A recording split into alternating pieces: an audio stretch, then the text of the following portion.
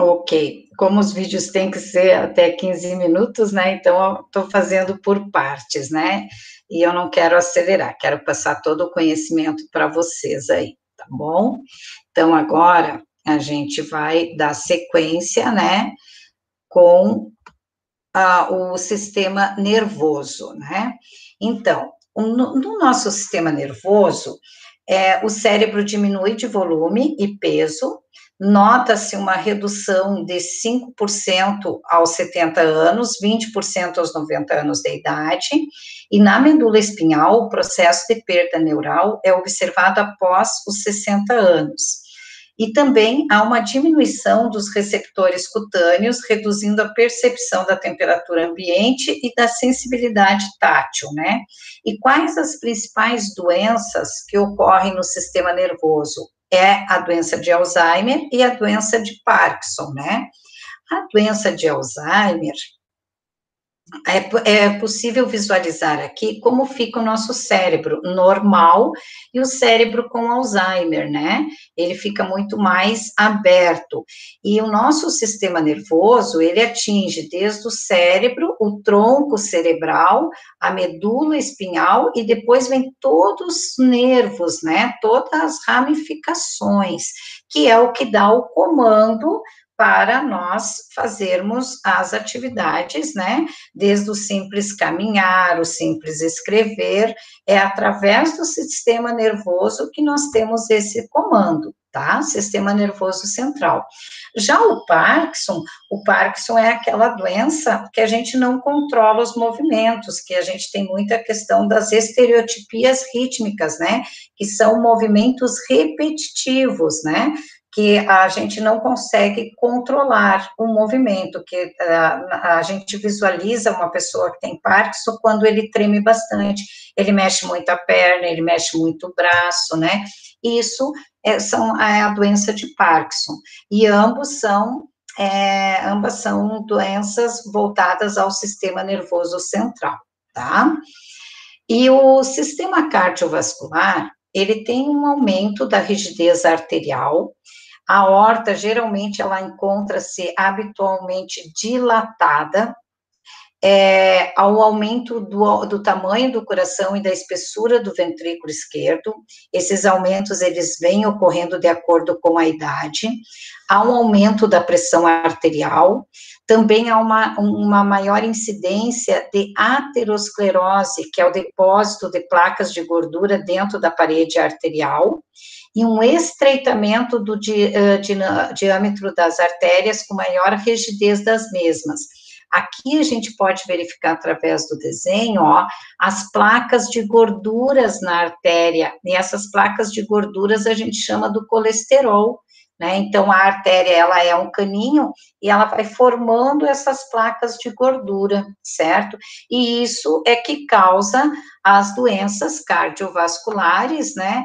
Como a arterial coronariana, a hipertensão arterial e o acidente vascular cerebral. São essas placas de gordura, por isso que a gente tem que ter muito cuidado com a alimentação, muito cuidado com o aumento do colesterol, tá? Já em relação ao sistema respiratório, há uma diminuição da elasticidade e complacência dos pulmões, pelas modificações no tecido colágeno e elásticos, há uma dilatação dos bronquíolos, ductos e sacos alveolares, há uma atrofia do músculo esquelético, acessórios na respiração, e há uma redução da caixa torácica, né? E isso, com essa redução, o que ocorre? Uma diminuição da ventilação pulmonar. E como consequência do sistema respiratório, surge a insuficiência respiratória, que ela é restrita, obstrutiva e disfuncional, observada quando o idoso realiza algum esforço, né? Então, quando a gente fala do sistema respiratório, a gente percebe aqui, ó, o quanto que há uma diminuição da caixa torácica, né? Aquela está ampla, né? Ela vai reduzindo, né? O nosso sistema esquelético, ele vai se modificando e a nossa caixa torácica, ela vai reduzindo, né? E essa questão é que vai dificultando o sistema respiratório do indivíduo, tá ok? E as principais doenças respiratórias, elas estão ligadas às pneumonias e gripes, né? Asma, bronquite crônica, enfisema. Hoje, nós estamos vivenciando muito a questão desse vírus, né? Do coronavírus. Nós já também, a gente tem que ter cuidado com a gripe A, né? H1N1, então, o quanto que essas gripes, esses vírus, eles vêm afetando o nosso sistema respiratório. E eles afetam diretamente o pulmão. O coronavírus está aí, né? A gente já está com um ano e pouco dessa pandemia, e é visível o quanto que ataca a primeira questão, o pulmão, né? Ocorre uma fibrose pulmonar, na qual o que acontece? Essa fibrose pulmonar, ela vai fechando o pulmão, né? O pulmão vai reduzindo, reduzindo, reduzindo, até que leva à morte. Por isso que é muito difícil, às vezes, reverter o caso quando as pessoas já estão com 70, 80, 90% do pulmão comprometido, né? Principalmente nos casos de obesidade, de doenças crônicas e de sedentários, né, obesos também, ou com outras, como diabetes, né, então por isso que é muito difícil reverter esses casos, tá ok?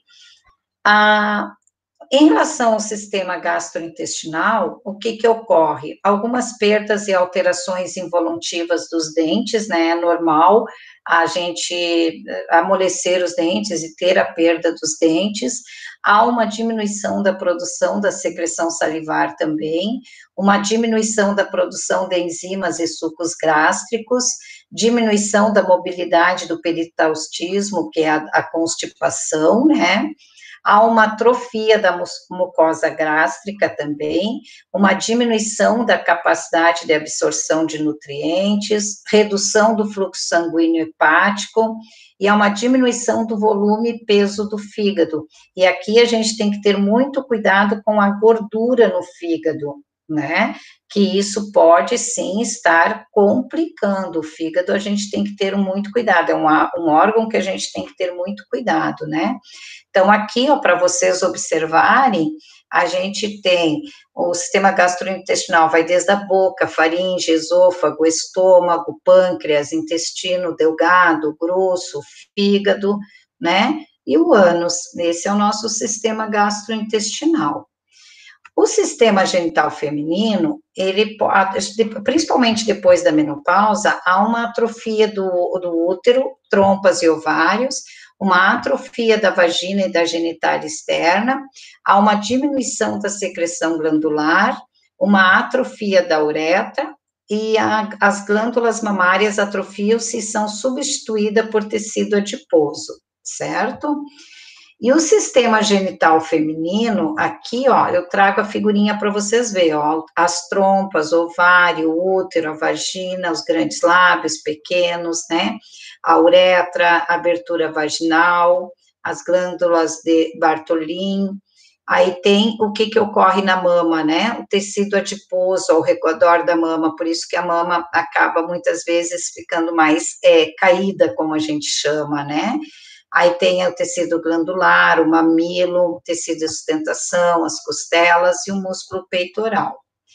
Já o sistema genital masculino, há uma redução do número de espermatozoides no testículo, né, ou redução gradual da testosterona, o aumento do tamanho e peso da próstata, e o pênis tem seu tecido erétil alterado também, né, que começa a ficar mais enrugado, né, e aqui os homens têm que ter muito cuidado com a questão da próstata, por isso que é importante fazer sempre o preventivo, tanto as mulheres como os homens, tá?